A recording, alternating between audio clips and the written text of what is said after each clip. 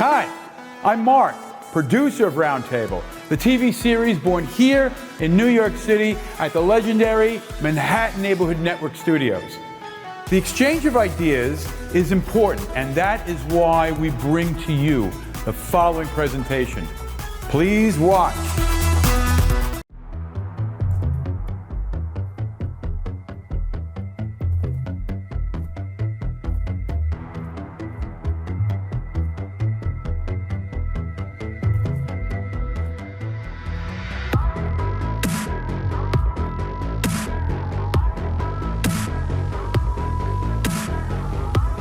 Welcome to Single Shot Show Retrospective. This time we will be presenting to you quite a different experience. It's the first time Single Shot presenting an actual exhibition in real world for our guests, and we wanted to remind you of what these guests are about, what we have discussed with them on the show. Of course, we can't repeat all the episodes in full, but we wanted to give you some of the highlights of a few of the participants of the show. So enjoy, and we hope to see you in the show in next gallery on Malcolm X Boulevard. Thank you.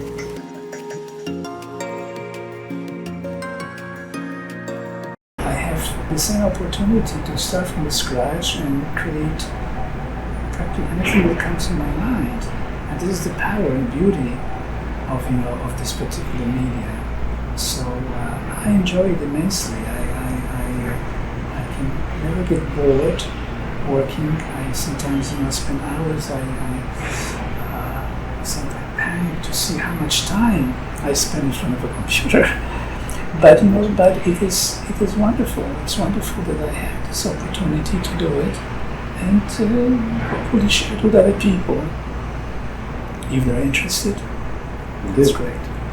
You actually mentioned that some of the spectators of your work was interpreting in unexpected ways, but do you remember any instance when it was so completely misinterpreted that it actually was somewhat unpleasant? Yes, I remember.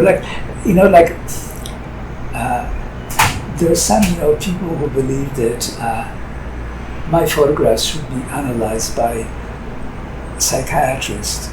Really? Yes, not necessarily to put like a bad, note to it, but that they, to some extent, open my soul and enable me to express what my inner feelings and ideas may or may not be.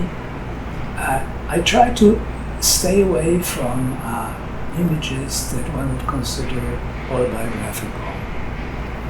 Okay. Yet some people who know my biography tend to, connect these things. And whenever I create an image that I consider to be very uplifting, amusing, funny, they see horror, believe it or not. So what do? You laugh and say, okay, that's fine, that's not me, but that's what you want to see my work. So it is, sometimes, I know it used to be much more annoying than it is right now, but let's face it, if I try to move away from reality, I decide not to dwell with horrors of everyday life, and not to be, impacted by all the terrible things that we read about, what's going on, right and left. I leave it to photojournalists or interwar photographers. You see, they do something that I could never do. But I chose to be positive, to be whimsical, to be humorous. Yet people, in spite of my intention, of my effort, take a different angle and see something else in my work. And that is something that is interesting, to put it mildly, and something that I frequently have to deal with, cope with, but I learned to live with it. That's actually a very interesting situation. In one of our previous programs, actually had our guest expressing very interesting thought. He is a street photographer, and deliberately non-journalistic street photography. He's interested in the moment, in the anecdote of the street, and the feeling of the street, and the feeling of the decisive moment. Decisive moment, precisely. And at one point of the program, he said that he believes that journalistic photography and journalists never made this world a better place. They reported on things and they reported on all those horrors, but those reports are, in the end of the day, not making anything better, just basically feeding, and I'm continuing here, thought that part wasn't part of what was specific.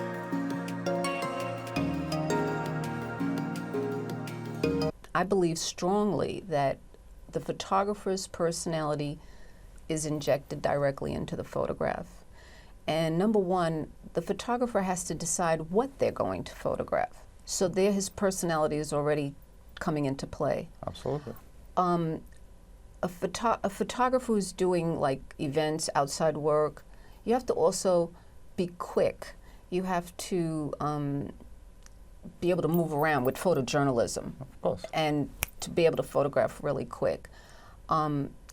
So definitely, there's no doubt about it, the personality of the photographer is in there because she or he is navigating the camera and deciding what to focus on. So there's no way that the person's personality is not totally injected into what they decide to shoot, and and also how they approach the subject.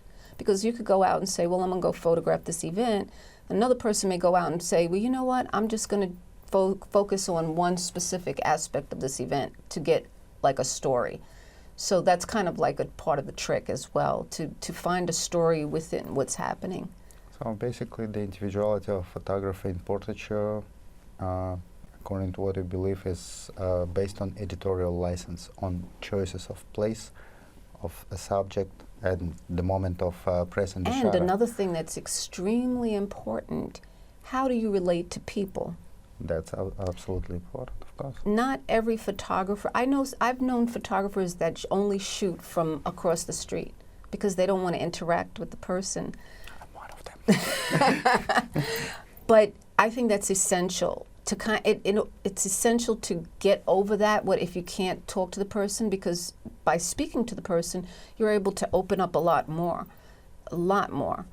And you may be able to even get them to pose a particular way if that's what you're looking for. But a person doesn't have to pose to get a great portrait, you know. Of course, absolutely. But I do I have a tendency to try to look for some sort of real eye contact with my...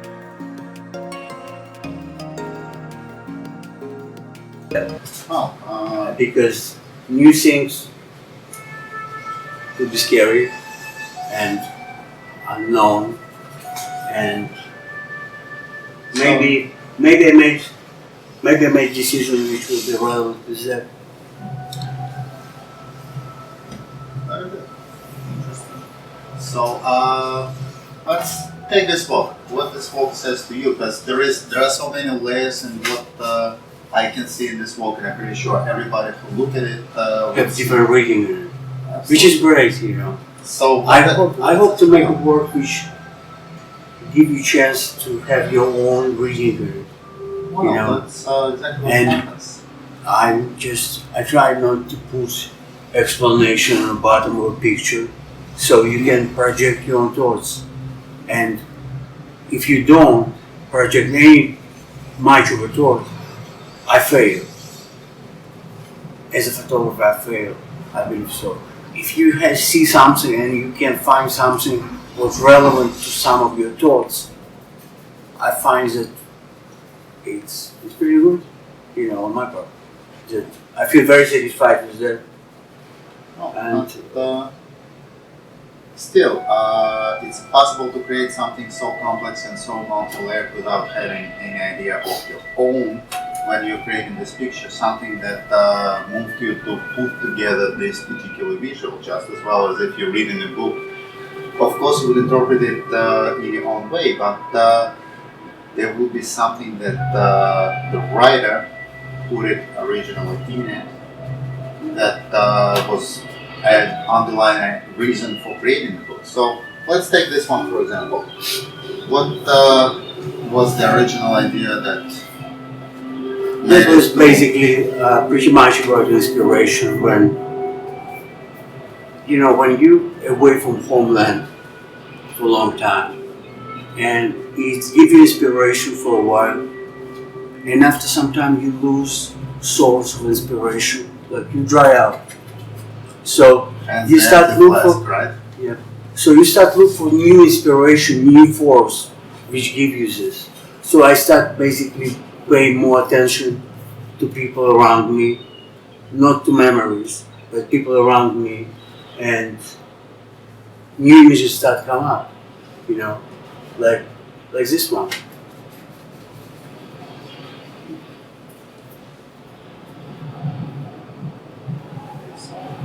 There is a bicycle.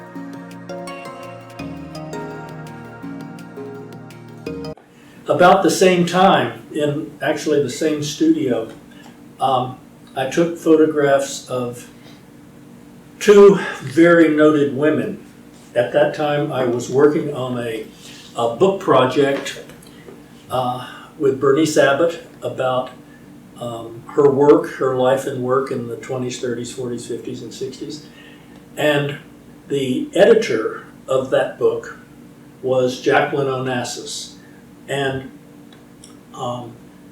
one day Mrs. Onassis came down to look at photographs at the studio. It was a Sunday afternoon and we worked all afternoon. And she had found, she saw on a table a book that I had about a French photographer named Atget. And she said, "Oh, Hank, can I borrow this?" And I said, "Sure, by all means, whatever you want to do." She had just done a book about Atget for Doubleday, the company for which she worked. And I said, "By all means, take it." I said, "But there's one thing I'd like to do." And she said, "What's that?" And I said, "Well, let me take a picture of you holding it." And she says, "That's fine, that's a good idea." And so we went downstairs to my photo studio downstairs, where I always had a 4x5 camera set up underneath a skylight. And Jackie stood still for 3 pictures. These were long exposures. These were full second exposures. We took this picture of Ms. Onassis, and it was possibly the only posed picture with a large format camera she ever did after President Kennedy was assassinated. I mean, I don't know of any. And it sort of had a life of its own. When Heritage Auctions started selling photographs, this picture was on the front of the catalog for the very first auction that they produced. Things. I mean, it wasn't necessarily the best camera in the world to go out and shoot on the street. So or I'll mess with things like those that. pictures. I don't have So, any qualms about but that's distorting sort of pixels. hard. That's like I'll saying, stretch you know, what's photographs. your I favorite will record bend or them, something like that. Your crop favorite them, camera is the add one textures that to will do them, the job that you have to do. accentuate the No, that's for details sure. beyond I'm any an normal equipment buff myself, sense of, And, well, a so, purist and would and slap they me all have different, for doing what I do to pictures. capabilities. But it's And fun, so- and I mean, now that obviously a lot of it's people all like it. digital, I have quite a lot of followers on I'm Instagram not and on I'm Google, not somebody who and my pictures feels you do have to sell. have so 37 cameras to it make it works. work, or 100 lenses. The I mean, Vox Populi definitely 95% given them a vote. of Yes, the that's I've seen with my own Photographs eyes. that I have taken So in the purely last 10 aesthetical reasons. years So there is are something with one besides camera just aesthetics, or just making one something camera at a different and time. I beautiful. mean, I've sort of Yes. upgraded from the Yes, first that's digital the camera. bottom that line. I It's just have. something but not that's, really into silly kind of stuff. Yeah, I mean, want something that's really pretty it's, or beautiful. I that was stands out, that taking is worthy photographs of with a friend somebody's not too long ago living room who wall, had just or acquired their bedroom wall, or a- something that just could have been painted, perhaps. But it's out of my imagination more than it's just reality what I saw. So I always have to play with everything. You know, there's very few pictures that I will leave alone. I might just add some birds to a corner of the picture, or a cloud, or something, but there's always going to be something. It's never straight out of the camera shot with me. It's messed with in some way. I keep a huge folder of clouds.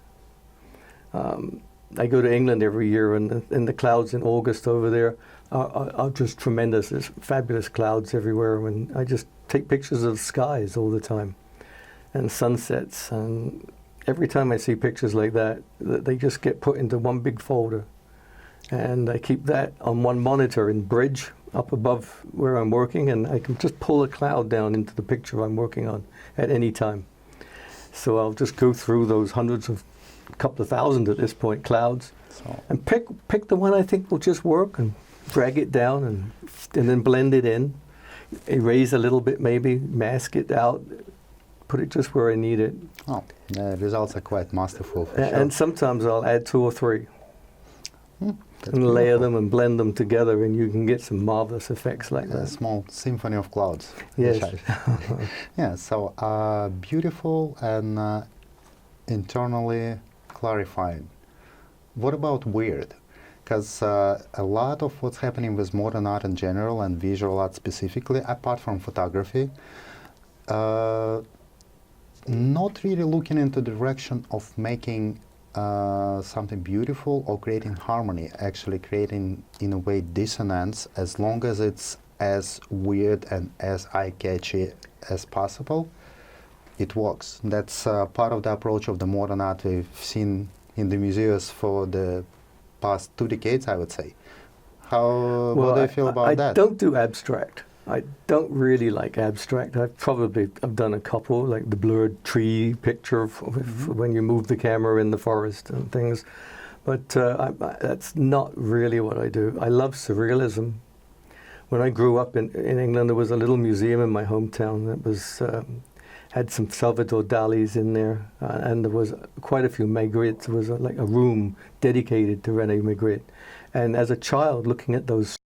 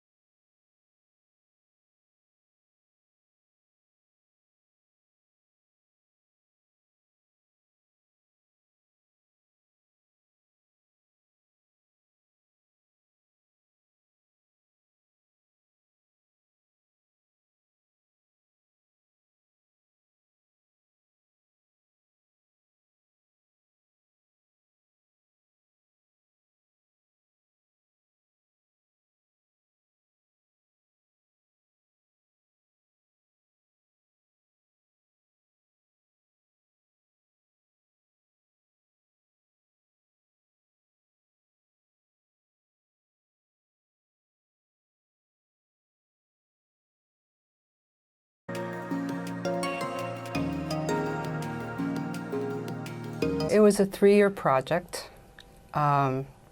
mostly, you know, not so much in the winter. They were hard to find in the winter. The other seasons, I would just go there and, you know, see who was around. And there was a lot of turnaround because, you know, people would come from other places from England and would crash there. So there would be a lot of different people. And then there were always the kids outside CBGBs, which came from everywhere, you know, from Queens or New Jersey or it was the suburbs, but dressed like that and you know, followed the ethos of. So, as I understand, the book contains photos of the punks and skinheads. Was that 2 separate groups, or it was just one homogenic society that just had different angles to it? Yeah, the punks and the skinheads were mostly homogenous. They were hardcore, because that's what the music was. And what they had in common was that they were anti-establishment. They didn't like the values of society. They were very political against, this was the Reagan era, and they were very much against that. They also were looking for authenticity. They felt that society was corrupt. They wanted to shock people. They showed themselves just the opposite of whatever culture was. So they had the different values, Mm-hmm. So they wanted to shock people by the clothes they wore, by their stance, by their body language. And that was just a way to kind of get attention or just show how different they were, how they didn't want any part of mainstream society. But how they were different was that, so they hung around the same clubs, they liked the same music, mm-hmm. They lived, many of them together. Mm-hmm. Some punks would have boyfriends that were skinheads or vice versa. How they were different was mostly, I think the punks were mostly very artistic, very more anarchistic. They would try anything. Their clothes, their style was very, very whatever they wanted. The skinheads instead had a uniform. They wore suspenders and jeans and boots, and they had shaved heads. Even the girls had shaved heads. So, and they were more nationalistic. They were more political in that way. But I didn't find, among the ones I knew, the anti-Semitism, that that you often associate with the skinheads. That's actually was my next question.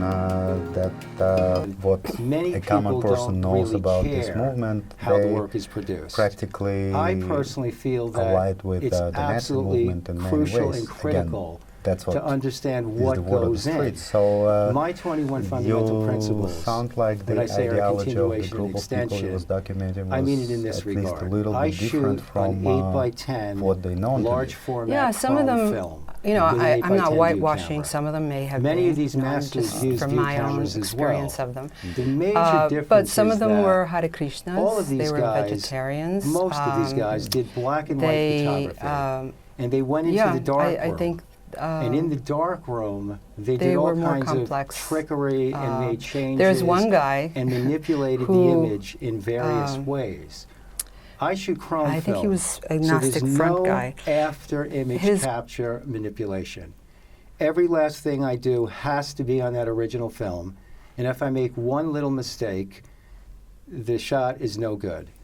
What happened for me recently is, an artist has to expose his work and has to speak a lot, which is why I'm thankful to be on your show today. Our pleasure. And I wrote to all of the museums, all the biggest in the world, and I actually wrote to Thomas P. Campbell of the Metropolitan Museum of Art.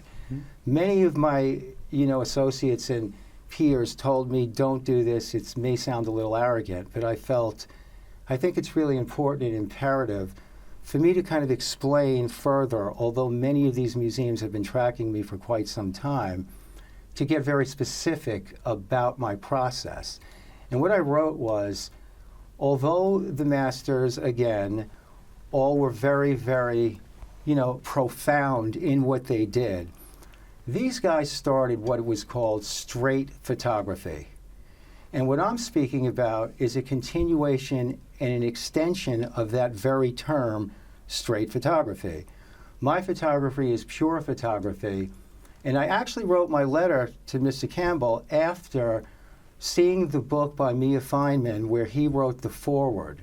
And the book was called Photography Manipulation or Faking It, and it was really produced or put out there by Adobe Photoshop and Met in combination. And what they wanted to do is they wanted to show that the masters, although they used these techniques before Adobe, Photoshop, and digital, The project with the homeless LGBT youth, I've been working with an organization in New York City called the Ali Forney Center. They're the largest organization in the country that deals with LGBT youth homelessness. They serve up to 1,400 clients a year. They serve about 70,000 meals. And now they're just growing exponentially, and a lot of these kids become homeless simply because of who they are, and that's unfortunate. It's definitely unexcusable, and unfortunately that's what our society have to deal with, and I totally understand where you're coming from when you devoted your talent and time for this project. But as I know that you have a different project related to LGBT community, but not specifically homeless. What is the reason? What is the purpose behind that one? Similar in that to sort of show the LGBT community in a positive light, showing how they love, showing how they live, to change the perception, to change the stereotypes. That's what my aim is with a lot of my photography, is to have people think about these subjects in a different way. Well, I do understand this idea, but your street photography, does it also work in this direction, or it's something separate? I know that you also have a huge collection of just very New York, very flavorous street photography. Yeah, I mean, I photograph a lot on the subways. You might have seen that work Positive idea. on the streets of New York City. So I train my eye mostly on people who would otherwise go unnoticed, in the same way that a person may walk down the street and not look at a crack on the ground. I want to bring these people, these subjects to life, and to show them in a positive light once again. That's actually pretty remarkable, because your street photography indeed makes these individuals to look like a very special individual, not an average, unnoticeable one. So yeah, and everybody in my view is unique, is special in that way. Special enough certainly to be photographed. Positively. To be immortalized forever. Well, it's in a way Schrödinger photography. If they wasn't photographed, they wouldn't be known. Right. They wouldn't exist. They wouldn't in a way. Right. So I'm sort of, bringing these subjects to life and to light. So if you would look at it from a philosophical point of view, that's probably the biggest change photographer in general can bring into the world, to make something to exist in a world of photography where it never existed before.